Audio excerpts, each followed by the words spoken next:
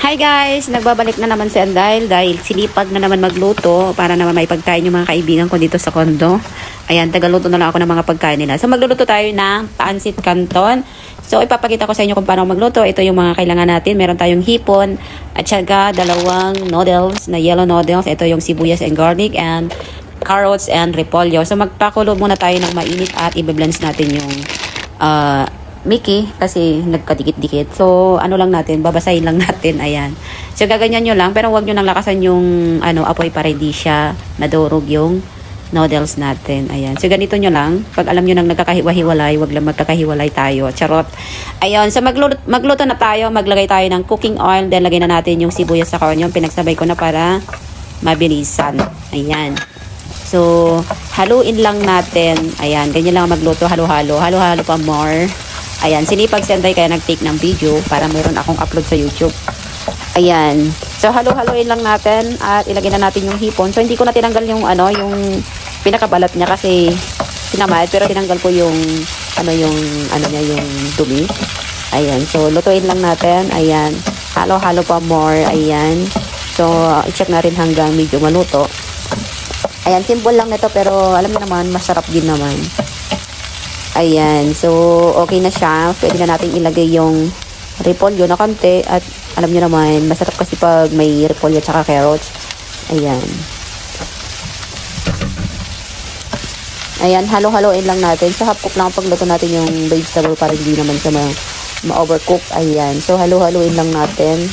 So hindi naman malakas yung yung apoy yung pagluto ko para hindi siya masunog.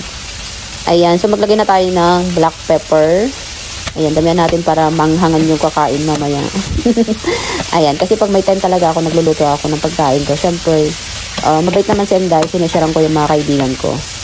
Ayan, dahil nag-sale lang, ng hipon. Pero tag-isa lang kami. Ayan, maglagay tayo ng 1 tablespoon ng oyster sauce. And then, haloin natin ulit para may halo yung oyster sauce para may lasa. Ayan. Ayan, ang sarap ng tignan. So, maglagay na tayo ng dark sauce. Ito ay, yung Chinese dark sauce.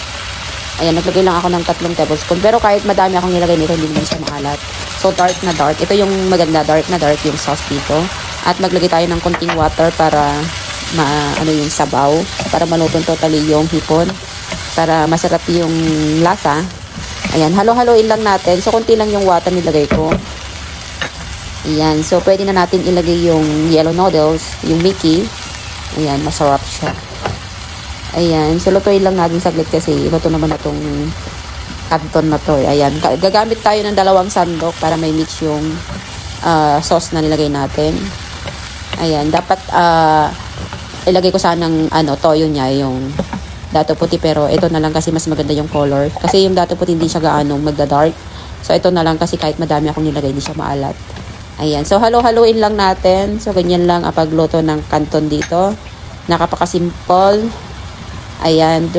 Siya, kailangan titikman natin. Charot.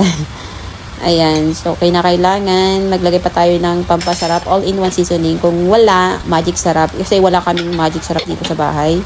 Pero pag kaming mga kaibigan ko, yan ang hinahalo ko. Pero pag dito, ayaw nila. So, ayan. So, kailangan lagyan pa natin at patay ng water para masarap yung sabaw. Ayan, konti lang yung water kasi di naman bihon nito, canton lang. Ayan. So, painitin natin. Ayan, titikman ko kung maalat. Ayan, sakto lang, di naman siya maalat kahit madami ako nilagay na dark sauce. Ayan, halo-haloin lang natin hanggang kumulo yung water. Ayan, medyo mainat-anat na.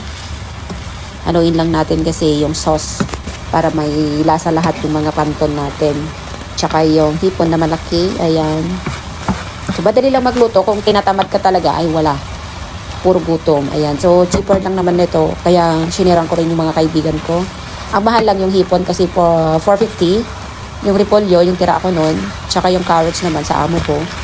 Ayan. So, yung noodles is worth of I think $3. $3 siya. So, halagang $3 ng canton. Pancit canton, madami na. So, 6 kami maghahati. So, madami kasi marami kami So, malakas ang kumain ng mga Pilipino. O, diba? Ayan. So, mainit na siya. So, kinakalapatuyin lang natin. Ayan. So, halo-haloin natin. Kasi, huwag kayong mag-alala kasi hindi naman siya madudurog na ito kasi slow fire lang naman yung ginawa ko. So, kinakailangan halo-haloin lang natin para hindi siya didikit. Ayan. Halo-halo pa more. Ayan. Malapit-lapit na ang maluto. Ayan. Matutuwa na naman yung mga kaibigan ko. Titikman ko na kung anong lasa yung kanton natin. Ayan. Palakyan ng subo. Ayan, sakto lang yung lasa. So, ayan guys, i-transfer na natin at kakain na tayo at gutom na ako. So, ayan guys, thank you for watching and see you on next video. And don't forget to subscribe and comment and share. Bye!